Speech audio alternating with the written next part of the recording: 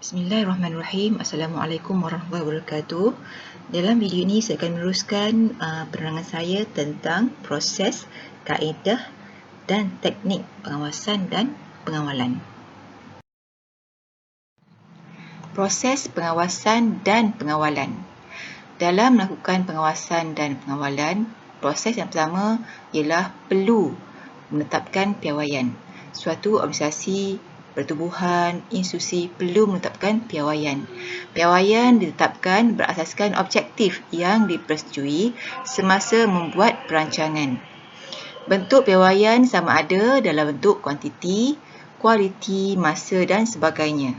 Contoh kuantiti seperti berapakah jumlah program yang ingin dilaksanakan pada tahun ini.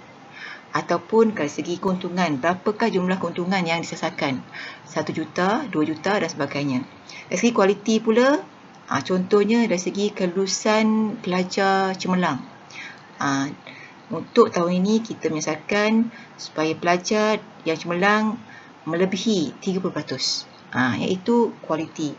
Kemudian dari segi masa, kita ingin ukur dalam tempoh berapa lama, 6 bulan, setahun dan sebagainya. Kemudian, proses yang kedua ialah menilai atau mengukur prestasi. Organisasi perlu menggunakan pelbagai kaedah untuk mengukur prestasi mengikut kesesuaiannya.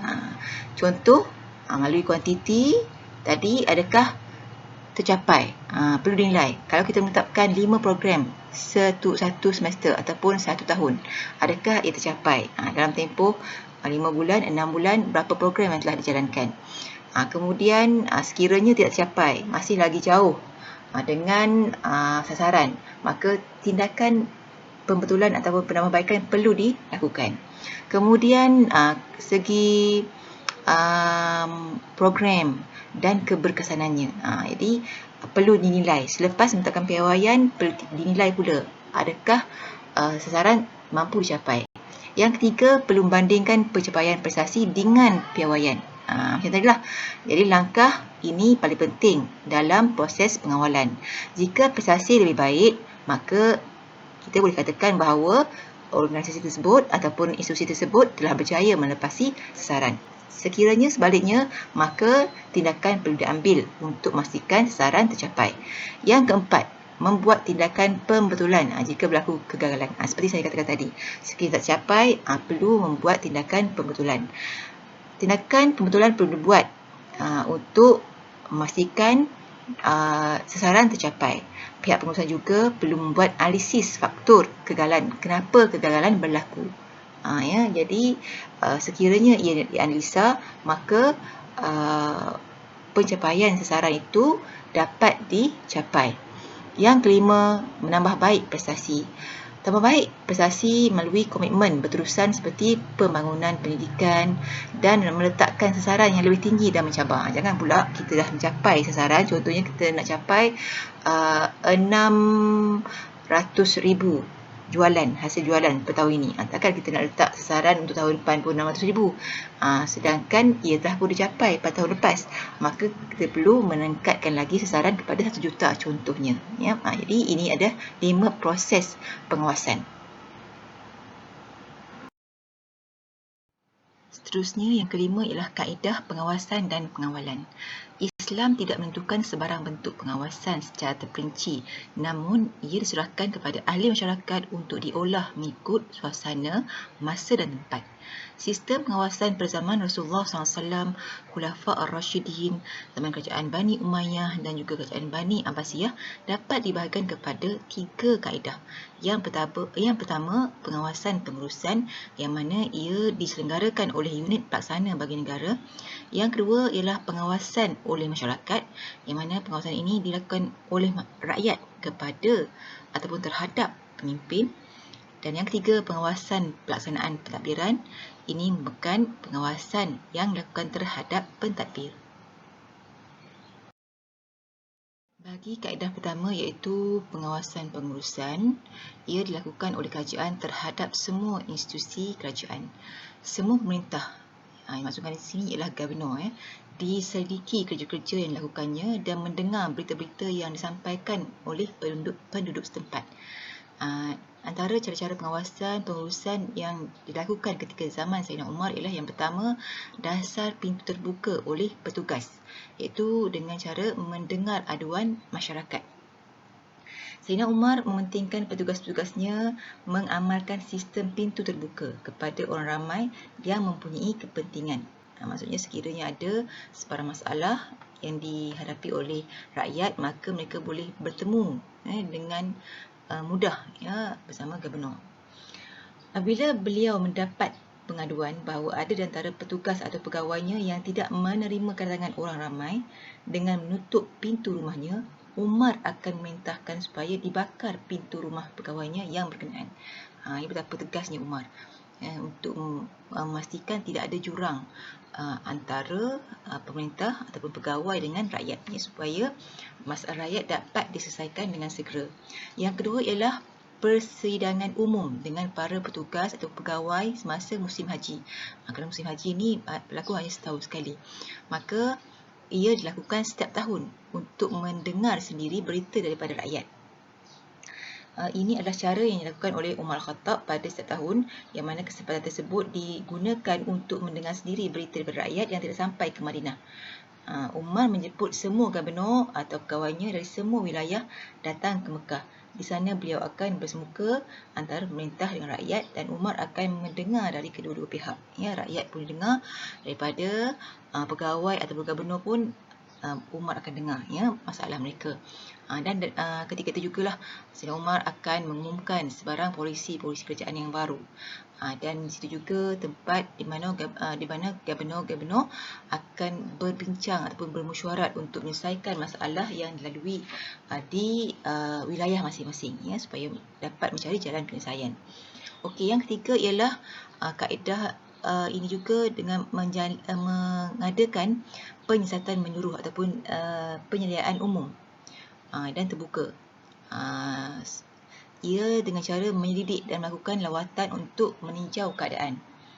Sayyidina Umar menyedari bahawa tidak mungkin beliau dapat mengetahui segala hal yang berhubung dengan rakyatnya. Lebih lagi apabila bumi negara Islam ataupun negara Islam ketika itu cukup luas sehingga ke Mesir, Syam dan Parsi. Beliau sendiri contohnya berada di Madinah dan beliau sendiri memperkenalkan sistem ini, itu sistem penyeliaan sebagai satu cara untuk mengawas daerah-daerah pemerintahan Islam, di mana Sayyidina Umar akan membuat jadual untuk melihat, turun padang melihat setiap wilayah.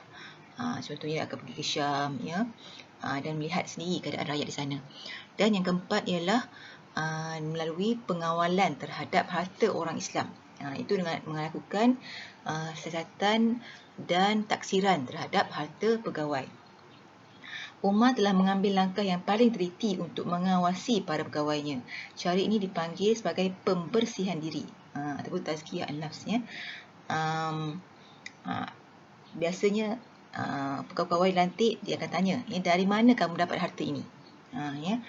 Pada kebiasaannya, bila Umar melantik seorang pegawai, beliau akan mencatat harta yang dimilikinya supaya menjadi asas untuk mentaksirkannya bila dapati kekayaan mereka ini secara luar biasa. Ini apalah yang seperti apa yang dilakukan dalam negara kita lah, yang mana setiap pegawai kerajaan perlu mengisytiharkan harta. Kenapa? Untuk mengetahui adakah terdapat penyelewengan berlaku sepanjang tempoh mereka berkuasa memegang suatu portfolio. Dibimbangi takut-takut ada yang menyalahgunakan kuasa sebagainya. Jadi daripada situ kita dapat jejak sekiranya terdapat penambahan harta secara luar biasa. Kaedah kedua pula ialah pengawasan oleh masyarakat. Berdasarkan surah Al-Imran ayat 110, A'udzubillahi minasyaitonir rajim, kuntum khairu ummatin ukhrijat lin-nas ta'muruna bil ma'ruf wa tanhauna 'anil munkar wa tu'minuna billah. Yang maksud, adakah kamu sebaik-baik umat yang dilahirkan bagi manusia supaya kamu menyuruh dengan makruf dan melarang dari mungkar serta beriman kepada Allah. Jadi di sini menunjukkan bahawa perlu ada satu golongan untuk menyeru kepada kebaikan. Jadi dalam hal ini termasuklah masyarakat yang menjadi ejen kepada pemerintah untuk mengawas sebarang kesilapan dan kelemahan. Islam telah memuliakan manusia dan menjadikan manusia sebagai anggota masyarakat yang terlibat dalam pemerintahan serta bertindak sebagai pengawas. Dalam hal ini, rakyat boleh mengajukan kritikan dan menghalang pegawai atau petugas jika mereka melakukan sebarang kesilapan. Berdasarkan pada Al-Quran tadi juga, ayat Al-Quran tadi juga, ia menerangkan dengan jelas tanggungjawab individu Islam dalam sebuah masyarakat Islam berhubung dengan amar ma'ruf dan nahi munkar serta menasihati pemerintah. Ia merupakan kewajipan yang mesti ke atas setiap umat Islam yang bersifat benar. Nasihat menasihati ini dikenali sebagai pengawasan rakyat terhadap pemimpin dan pegawai-pegawainya. Kaedah ketiga pula ialah pengawasan pelaksanaan pentadbiran. Di samping sistem perundangan yang menjadi asas kepada pengadilan antara sesama manusia, kerajaan Islam juga memperkenalkan dua lagi sistem kawalan masyarakat, iaitu kawalan penindasan dan hisbah. Kawalan penindasan bertujuan bagi mengawal daripada berlakunya penindasan oleh golongan atasan terhadap golongan bawahan dan juga bagi mengawal dari berlakunya kesilapan. Manakala kawalan hisbah atau penguatkuasa pula, bidang kuasanya terbahagi kepada dua, iaitu perkara yang berkaitan dengan hak-hak Allah, dan yang kedua ialah bidang kuasa bagi mengawal perkara-perkara yang berkaitan dengan khidmat awam.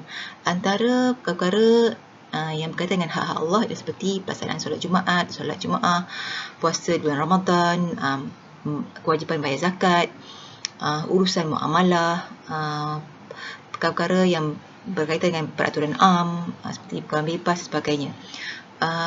Perkara yang berkaitan dengan khidmat awam pula ialah seperti menjaga kebajikan dan kemudahan awam seperti perigi, pagar, masjid dan sebagainya.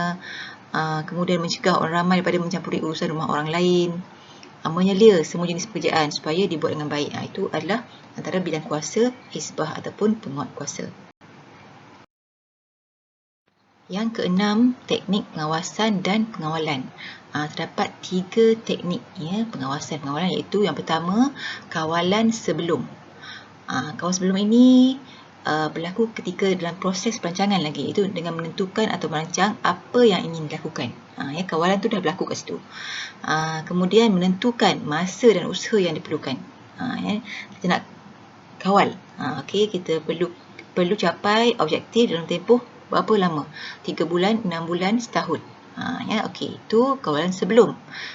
Kawalan yang kedua ialah kawalan semasa, iaitu dengan menggalakkan pekerja untuk melakukan tugas dengan baik sewaktu proses berjalan. Dalam hal ini, contohnya menggalakkan pekerja untuk melakukan tugas dengan baik, dan ia biasanya berlaku melalui pengawasan majikan terhadap pekerja.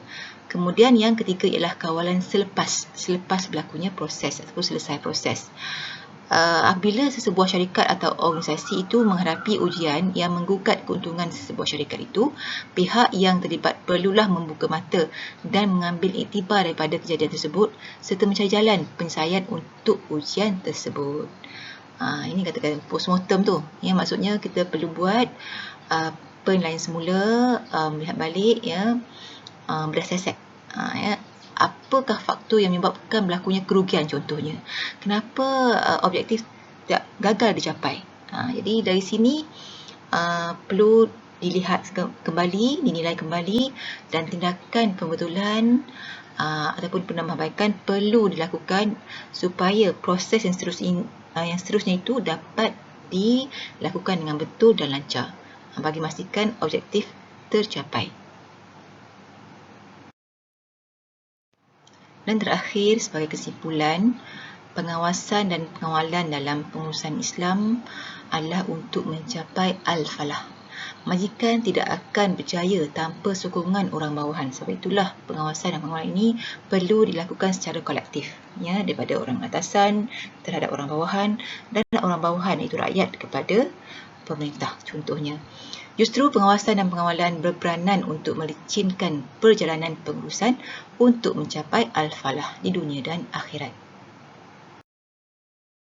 Dan akhir sekali saya akhiri video ini dengan 2 kata-kata hikmat, iaitu yang pertama, control your own destiny or someone else will. Dan yang kedua, you may not be able to control every situation and its outcome, but you can control your attitude and how you deal with it. Dengan itu, sekian, terima kasih.